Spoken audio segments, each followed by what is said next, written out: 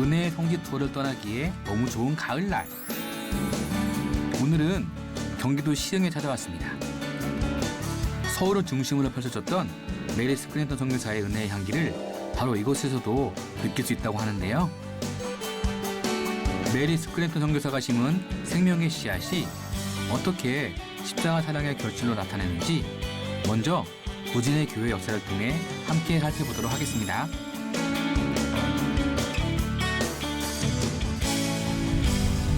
우선 저희가 이번에는 그런 컨셉 같은 경우에는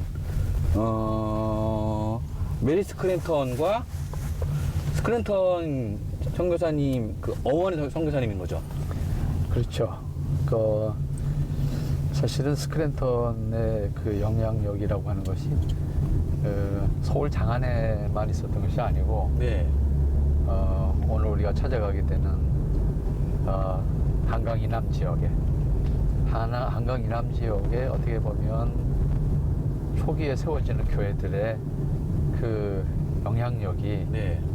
스크랜턴의 그 영향력이 미쳤다 이렇게 볼 수가 있는데 그 가운데 가장 현재까지 오롯이 남아있는 그런 곳이 몇 군데 있어요. 네. 그것이 이제 한강 이남에 가장 가까우면서도 큰 도시가 수원이었어요. 수원은 이제 특별히 감리교 지역으로 이제 편입되면서 네. 감리교 선교의 그 한강 이남 선교의 어떤 그 중심적인 역할 나름 했다 이렇게 볼 수가 있죠. 그러니까 수원을 거점으로 해서 지금으로 말하면 용인 지역이라든지 네. 또 평택 이남 지역, 네. 또 지금 안산 화성 지역 뭐 이런 지역까지도 그 수원이 큰 역할을 하게 되죠. 수원을 거점으로 해가지고 그렇죠. 이렇게 용인이라든가 화성이라든가 다 이렇게 전도를 하고 운영을 이렇게 펼쳤군요. 네, 네. 그런 중심적인 역할을 했죠. 물론 이제 그 초기에는 선교사들이 모두 이제 그 발걸음을 필요로 했지만 네. 오늘 첫 번째 찾아가게 되는 무진의 교회도 마찬가지겠지만 지역의 사람들이 예를 들어서 도시로 나가서 도시에서 복음을 받아들이게 됐고 그 사람들이 자신들의 고향이나 마을에 돌아와서 공동체를 형성시키는 어떤 그런 축 역할을 하죠. 그렇게 해서 확산되기 시작한 것이 이제 서울을 벗어나서 지방에 복음이 전해지는 과정의 한 루트라고 볼 수가 있습니다. 그래서 저희가 오늘 처음 가는 무진의 교회 네. 네, 기대가 되고 잘 몰랐으니까는 네. 더 알아가는 그런 기쁨과 알아가는 그런 즐거움도 분명히 있을 거라고 생각이 듭니다. 그럼요. 선교사들이 들어온 이후에 각 지역의 교회들이 세워지는 과정 속에는 선교사들이 찾아가서 세우는 교회들도 있지만 네. 그 토착민이 신앙을 수용함으로써 교회들이 세워지는 경우들이 많거든요. 원래 그게 더 건강한 거 아닌가요? 건강하기도 하지만 어쨌든 확산력이 커지죠. 그렇죠. 네, 확산이 복음의 확산이라는 것이 선교사라는 뭐 몸이 하나인데 다역을 할 수가 없잖아요. 맞아요. 한 군데 정착할 수가 없으니까. 그렇죠. 그런 면에서는 이제 토착민에 의해서 신앙이 받아들여지고 그들을 중심으로 해서 공동체가 형성되는 그런 자립해서요? 그렇죠. 오. 오늘 무진의 교회가 그 대표적인 경우라고 볼 수 있어요. 좁은 길목을 따라 한참을 돌아가야 만날 수 있는 오늘의 성지. 보통 번화가 인근에 세워진 지역의 모 교회들과 달리 논과 밭이 펼쳐져 있는 마을 풍경이 한눈에 보기에도 도심과는 거리가 있어 보이는데요. 지금 저희가 오다 보니까 여기는 장터도 아니고 도심 한가운데도 아니고 어떻게 보면 논이나 그 밭 중 한가운데인데 교회가 이렇게 딱 있어요. 그렇죠. 여기가 지금은 상당히 외진 곳이 됐죠. 과거에도 외지긴 했지만 그래도 네. 여긴 자연 마을이 한 6개 예. 정도 있었던 그런 곳인데 주로 여기는 다 농사 짓는 그런 지역이었죠. 네, 우리 무진의 교회는 지금으로부터 124년 전 1898년 12월 1일 날 창립일입니다. 무진의 교회는 독특하게도 김동연 전도사라고 하는 그 분을 중심으로 해서 다른 그 역사 깊은 교회들은 선교사를 통해서 복음이 시작되고 그리고 교회가 지어지고 그러면서 이렇게 복음화가 되었는데 우리 교회는 교인 즉 김동연 전도사라고 하는 그분을 시작으로 해서 우리 교회가 세워지게 되었는데 그러니까 교인들 자체적으로 교회가 세워졌다 그렇게 보시면 되겠습니다. 초기 예배당은 초가집이었어요. 그 당시는 그렇겠죠. 대부분 그랬었는데 이 여기에 이제 그러면 그 당시 어떻게 복음이 들어왔겠나 생각하면 네. 사실은 이 마을에 살고 있었던 젊은 친구가 이제 배제학당을 다니게 됐어요. 배제학당이라면 아펜젤러 선교사님이 세운 그렇죠. 정동, 저희가 정동. 정동에서 그렇죠. 다뤘던 배제학당이죠. 그런 의미에서 배제학당의 영향력이 굉장히 커요. 그런데요? 전국에서 어쨌든 신학문을 공부하기 위해서 모여들었던 청년들이 그 배제학당 안에서 영향을 받고 그들이 흩어져서 전국 지역마다. 각지에, 전국 각지에 그 배제학당하고 세브란스 의전이라고 하는 어떤 그 두 축은 우리나라 근대사에서 굉장히 큰 역할을 해요. 그러네요. 하여튼 서울뿐만 아니라 저 땅끝 제주도까지 사실은 여기 출신들이 영향이 미쳐서 복음이 전해지기도 했고 3.1운동이 일어나기도 했고 다 그랬거든요, 사실은. 전국 각지가. 근데 대표적으로 여기도 마찬가지예요. 그 김동연이라고 하는 사람이 1898년에 배제학당에 가서 네. 공부를 하면서 예수님을 알게 됐고 예수님을 믿게 되면서 집이니까 네. 이제 학교가 끝나면 집에 와서 자기 집에서 혼자 예배를 드린 거예요. 그것이 이 교회의 출발이라고 볼 수 있어요. 김동현. 김동현이라고 하는 사람이. 그분이 그래서 결국은 그분도 그냥 졸업한 이후에 감리교 지도자가 되죠. 감리교 지도자가 돼서 실제적으로 이 교회뿐만 아니라 수원의 지금 종로교회로 이름을 바꿨습니다만 당시에는 수원 읍성교회라고 했는데 네. 읍교회라고 했는데 그 수원교회나 더 나아가서는 저 밑에 공주교회까지도 공주요? 지금 공주 제일교회죠. 예. 거기까지도 이 김동연이라고 하는 분이 일시적인 지도자로서 역할을 한단 말이죠. 그만큼 초기에 문명에 깬 사람이 공부를 하고 그 영향력을 복음 전파에 어떤 미쳤을 때 네. 한 사람의 영향력이 굉장히 컸다. 그러네요. 그 그러니까 당시에. 이분이 여기서 혼자 예배를 드리기 시작하면서 불과 몇 년 사이에 여기 100여 명이 모이는 교회가 된다고요. 이 허벌판에서요? 벌판에서. 그러니까 요 지역에 그 당시 한 6개 마을이 있었는데 그 6개 마을에서 어른 아이들이 다 모여드는 거예요. 김동연 전도사의 이러한 영향력과 노력은 스크랜턴 선교사의 기록에도 잘 나타나 있습니다. 이렇게 그를 중심으로 모임이 이루어지며 비로소 이곳에도 교회가 세워지게 되었는데요. 김동연 전도사는 자기 가정에서 98년 이전 7년 전에 이미 김동연 전도사는 공부를 시작했고 그리고 배제학당에서 아펜젤라 수하에서 제자로서 공부하면서 거기에서 학문과 그리고 선교에 대한 그러한 열정을 이제 가지게 되었던 것이죠. 그러면서 특별히 중요한 두 가지는 뭐냐면 신앙과 교육입니다.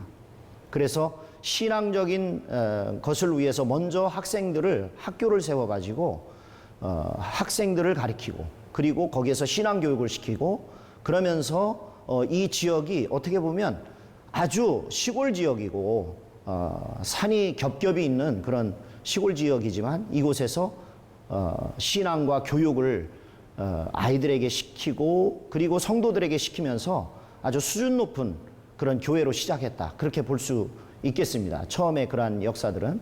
그리고 주일학교라든지 매일 학교라든지 그리고 무지리 여학교라든지 무지리 여학교 같은 경우는 최초의 경기도 지역의 사립학교라고 할 수가 있습니다. 그 사립학교의 시초가 무진회교에서 시작했는데 그런 일들을 추진하는데 아주 중요한 역할을 했던 인물이 바로 김동연 전도사님이라고 할 수가 있습니다.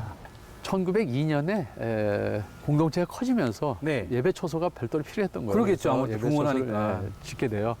그래서 그 예배당을 짓고 그 예배당을 이제 봉헌하기 위한 그 예배를 드리는 행사를 하게 되죠. 네. 그때 사실은 그 아펜젤러 선교사가 이 행사에 참여하기 위해서 여기를 오게 돼요. 아펜젤러 선교사님이요? 그 이전에는 이미 메리 스크랜턴 선교사가 여기를 다녀가요. 메리 스크랜턴이라고 하면은 그 저희가 알았던 상동교회를 지었던 그 그렇죠. 윌리엄 스크랜턴의 어머니. 예, 그러니까 이화학당을 예. 했던 그 어머니 메리 스크랜턴은 그 전도 부인을 데리고 사실은 서울을 출발해서 여기를 거쳐서 수원을 가요.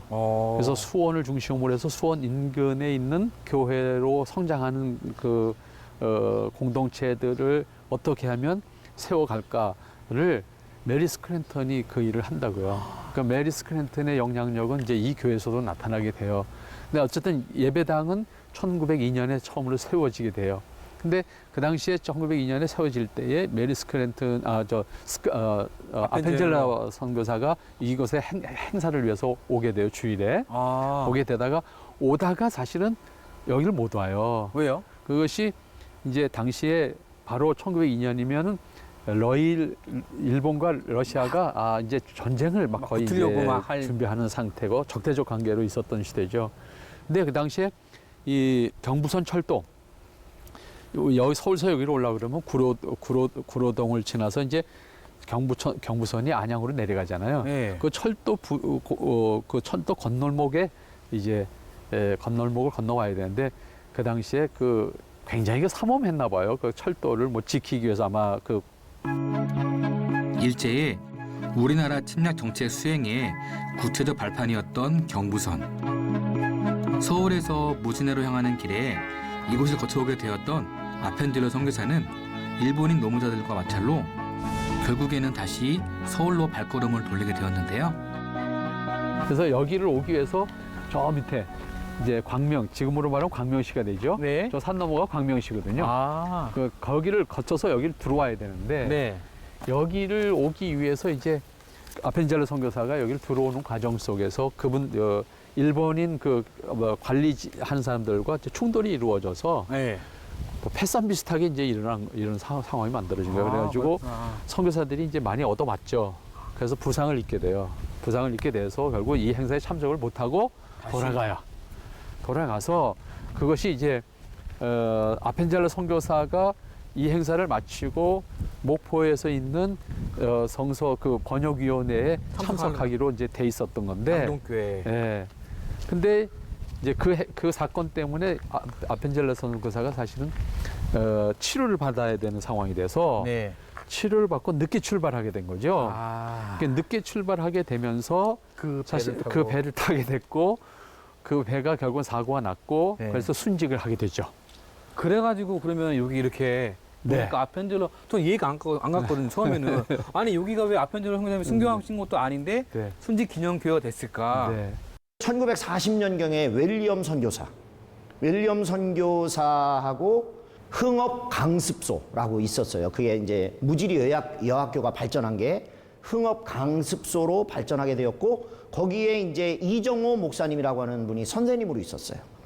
그분이 이제 윌리엄 선교사님하고 대화하는 중에 이런 사고에 대한 이야기를 하게 되고 윌리엄 선교사님은 그러면 무진회 교회는 바로 순직 기념교회로, 그 당시에는 이제 순직이라고 쓰지 않고 순교 기념교회라고 그렇게 말씀하셨거든요. 순교 기념교회로 하자. 그래서 이정호 목사님이 1940년경에 우리 교회를 순직 기념교회로 교회 연역에 넣게 되는 계기가 되었고, 그 이후에 이제 두 번째 예배당이 6.25 동란으로 인하여 불타게 되었어요.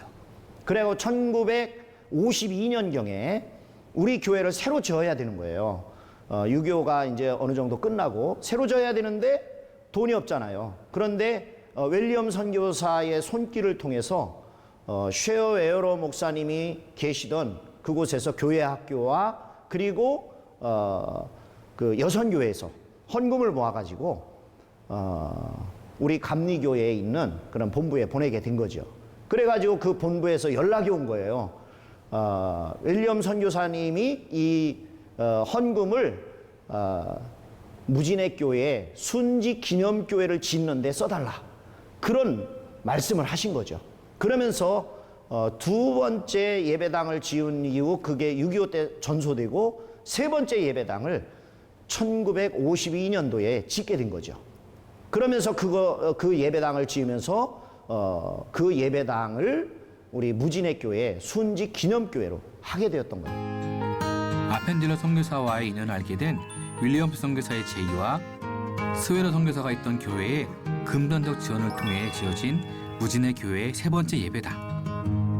그렇게 이곳이 아펜젤러 순직 기념교회가 된 것인데요.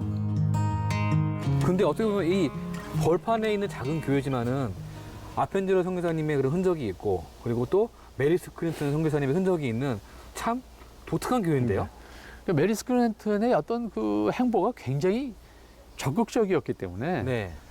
공동체가 새롭게 생기는 것에 대한 정보를 가지고 이제 적극적으로 이제 그 역할을 하죠. 그래서 메리 스크린턴은 선교 여행을 여러 차례 해요, 이 지역을. 아, 서울에만 있는 게 아니라 서울에만 있는 게 아니고 수원과 수원 주변에 있는 여러 공동체를 직접 이제 메리 스크린턴이 이제 찾아오죠. 찾아와서 여기도 메리 스크린턴이 찾아와서 공동체가 형성되는 것을 보고 아직 예배당도 없는 시대인데 네. 공동체가 형성되는 걸 보고 여기에 여자 학교를 해야 되겠다. 그래서 학교를 해요. 아, 여기 학교 한다고요? 아, 그러면. 교회만 하는 것이 아니라. 그러면. 그래서 이 예배당을 짓기 전에 이미 학교가 시작됐다고요. 학교 이름이 뭐예요? 그게 무지리 여학교였어요. 여기 동네가 무지리라는 동네였나 봐요. 무지리예요. 무지리라는 동네인데 무지리 여학교를 시작한다고요.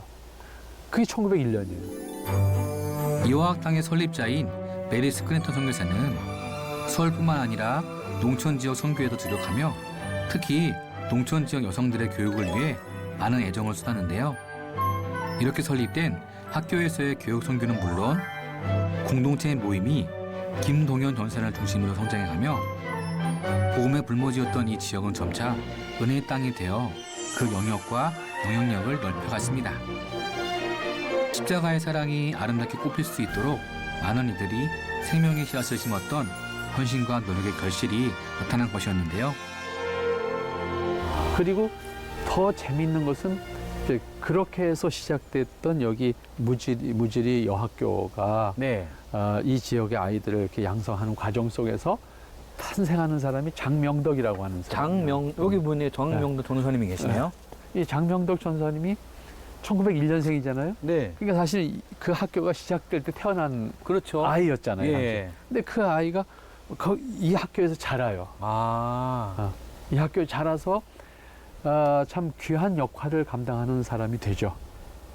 그 귀한 역할을 감당하는 사람이 되는데 저분이 감리교 역사에서는 굉장히 중요한 역할을 해요. 이 지역에서 태어나서 네. 이 지역에서 자라는데 바로 교회 앞에 있는 여학교를 다니면서 그 여학교에서 어린이 교육을 받은 거잖아요. 갔다가 가정에 여러 가지 어려움이 있었습니다만은 네. 그러다가 이제 우리가 이미 찾아봤던 인천의 영화여학교라고 하는 것이 예. 영화학당이죠. 영화학교. 그 당시에 그 학교를 이제 가서 공부를 좀 하죠. 네. 근데 그 당시에 공부를 완전히 졸업을 못했어요. 아이고. 그 당시엔 4년제였는데 4학년까지 다녔는데 졸업을 못했다고. 네. 졸업을 못하고 다시 돌아와서 있다가 여기서 이제 뭐랄까요, 결혼을 나중에 하게 되죠. 결혼을 한 이후에 이제 신학교를 가게 돼요. 네. 협성신학교, 협성여자신학교죠. 예. 당시에 신학교를 가는데 사실 신학교 가는 사연도 참 그분의 사연을 들어보면 참 뭐랄까 지금으로 보면 감동적이기도 하고 참 애잔하기도 하고 왜요? 그런 거죠. 실제로 이분이 초등학교 졸업장이 없잖아요. 그렇죠. 네. 네. 근데 신학교를 가야 되잖아요. 근데 그럼 뭔가 이렇게 안 되잖아요. 도움이 되는 사람이 안 되죠. 불가능하잖아요. 사실 그렇죠. 어떻게 보면 이분이 이제 그런 측면에서 이제 입학하기가 어려웠죠. 네. 어떤 졸업장도 없으니까. 그런데 그러니까 면접을 봐서 이제 떨어졌어요. 떨어졌는데 이분이 참 사정을 했죠. 이중에 사부장에서 내가 학교를 자기가 없어서 못 다니는 건 할 수 없다. 근데 내가 학교를 다녀보고 싶다. 그래서 내가 다녀보고 그래도 안 된다 그러면 나는 그냥 포기하겠다. 근데 그래서 이제 학교를 다닌 거예요. 학교를 다녔는데 한 학기를 다녔는데 공부를 잘했어요. 네. 그 학교에서 공부를 잘하니까 그냥 계속 공부해야겠다. 이렇게 해서 다시 신학교를 나오시는 분이에요. 또 여기 보니까는 무진의교에서 봉사를 하다가 저희가 그때 그 남대문에 있던 상동교회 갔었잖아요. 상동교회에서도 아, 이분이 상동교회, 그러니까 협성신학교에 다니실 때에 마침 상동교회 목사님이 그 협성신학교에 그 교수님이었네. 교수로 가르치는 과목이 하나 있었어요. 그 과목을 가르치면서 이분을 눈여겨봤어요. 능력이 있으니까. 저분 사역해라. 참 쓰면 좋겠다. 그래서 사실은 상동감리교회 전도사님으로 졸업하자마자 초빙을 됐어요. 그러시구나. 그래서 이제 상동감리교회 가서 이분이 봉사를 해요. 1년 동안 봉사를 하고 다시 이곳으로 와요. 이곳으로 와서 여기 이제 그 김동현 전사가 이제 시작한 학교가 있었잖아요. 이 학교에서 선생님을 해요. 또 시작을 하다가 1년 했죠. 1년 하다가 이제 이거 스크랜드 선교사님이 이제 별세한 이후에 밀러 선교사라고 하는 여자 선교사님이 이 지역을 담당해요. 수원 읍교회에서 중심으로 해서 이 지역을 감당해요. 그래서 그 밀러 선교사가 이 장명덕 전도사의 그 탁월한 능력을 보고 너가 거기만 있으면 안 된다. 빨리 와라. 그래서 불러요. 어디로 불렀나요? 그 수원으로 불러서 너가 이 지역에 있는 교회들을 좀 섬기면 좋겠다. 그래서 사실은 수원을 중심으로 해서 지금은 안산이죠. 안산 그리고 화성까지 이 지역에 이 장명적 전사님의 발걸음이 안 닿은 데가 없어요. 당시엔 차가 없는 시대잖아요. 그 먼 거리를 다 걸어 다니셨더라고요. 그렇겠죠. 그러면서 교회를 다 섬겼어요. 순회하면서 섬기셨어요. 근데 그 중에 가장 우리가 기억할 것은 이 다음에 이제 찾아가게 되는 곳인데 그 시문의 상록수라는 소설을 대부분 다 알잖아요. 저희가 다 초등학교 때, 중고등학교 때 배웠던. 다 배웠죠. 그 바로 시문의 상록수의 소설의 그 배경이 되었던 지금 안산에 그 샘골 교회라는 교회가 있습니다. 그 교회에 바로 그 상록 학원을 만든 사람이 이 사람이에요. 강명도 전사님이요? 그러니까 이분이 그걸 만들어 놓은 다음에 최영신 전사가 와서 그거를 사역하시면서 그 최영신을 주인공으로 해서 소설이 만들어진 것이 상록수라는 소설이에요. 그래서 상록수와 그다음에 생골교회, 그다음에 최영신은 유명한 사람이 됐어요. 근데 정작 그 학교를 만든 분은 이제 이름도 없이 밑도 없이 모르는데 바로 그 분이 이 장명덕이라고 하는 전사님이 그 샘골 학교를 만든 거예요. 장명덕 전도사님이 마지막 돌아가시기 전에 인터뷰한 내용 중에 아주 중요한 말씀을 남긴 부분이 있어요. 자기는 세상에 드러나기를 싫어한다. 드러내지 마라. 드러내려고 한다면 나는 인터뷰를 하지 않겠다. 이런 식으로 말씀했던 분이거든요. 그러면서 나는 하나님의 은혜로 살았다라고 하는 것밖에는 내가 강조할 게 없다. 지금까지 하나님의 은혜로 살았고 하나님의 은혜 때문에 살았다라고 하는 것밖에는 강조할 게 없다라고 하면서 그 인터뷰가 어떻게 보면은 마지막 그분의 말씀을 육성으로 들은 내용의 그런 마지막 부분이라고도 할 수가 있는 거죠. 참 무진의 교회가 큰 역할을 하고 어쨌든 그 맨 위에서부터 이어져 나올 수 있는 역할들을 했네요. 이 교회가 아니었으면은 이런 장명덕이라는 분이 나타나지 않을 수 없었고 교육받을 수 없었겠죠. 그렇죠. 그러니까 어떻게 보면 우리나라 초기 선교 역사는 선교사들이 직접 세우는 교회, 설립하는 교회, 전도해서 이제 이런 것이 초기에는 있었지만 그 다음부터는 뭐 이걸 자생이라고 표현하긴 하는데 서울에 공부하러 갔던 학생이 예수님을 믿고 자기 고향에 돌아와서 이제 교회를 시작하는 경우잖아요. 바로 김동현 전사님이 그런 경우잖아요. 이 무진의 공동체가 만들어지는 것이 이제 그렇게 자생적으로 출발을 하면서 선교사들과 연결고리를 가지고 이제 교회들이 세워져 가는 것이 이제 어떻게 보면 급속한 확산이 이루어지는 거죠. 그 배제학당이나 이화학당을 통해서 배출되는 경신학당을 통해서 정신학당을 통해서 배출되는 그런 사람들이 자기 고향과 또 혹은 어떤 관계되는 지역에 가서 교회가 세워지는 어떻게 보면 확산력이 굉장히 빨라졌던 거죠. 그렇게 해서 경기도 남부 지역의 감리교가 확산되어져 가는 데 있어서는 아주 초기에 수원 같은 경우에는 사실은 여기보다 훨씬 일찍 선교사들이 노력했다고요. 거긴 1892년에 선교사들이 거기 교회를 세우려고 굉장히 노력을 했는데 공동체가 안 만들어지는 거예요. 희한하네. 네. 근데 오히려 여기는 이분 한 사람에 의해서 공동체가 오히려 수원보다 먼저 만들어진단 말이에요. 네. 그만큼 어떻게 보면 한 토착민의 어떤 개종과 변화 그리고 그 능력에 따라서는 훨씬 더 큰 역할을 할 수 있었지 않았나 그런 생각을 하게 되죠. 그렇군요. 저희가 또 이 무진의 교회 역사를 들었으니까 이 무진의 교회 다음에 있었던 네. 이 장명도 전사님에 의해서 세워졌고 또 이어졌던 또 그런 또 샘골교회 또 티용신 전사님이 사역했던 곳을 한번 가보도록 하겠습니다. 그러시죠. 메리 스크린턴 선교사의 발자취를 따라 무진의 교회를 찾고 그 역사에 대해 알아보았던 이번 시간. 우리에게 잘 알려진 교회와 스토리는 아니지만 은혜의 연결고리를 통해 알게 된 역사이기에 더 귀한 배움과 나눔이 된 것 같은데요. 다음 시간 역시 다양한 선교의 씨앗이 또 우리 곁에 어떻게 자리하고 있는지 함께 알아보도록 하겠습니다.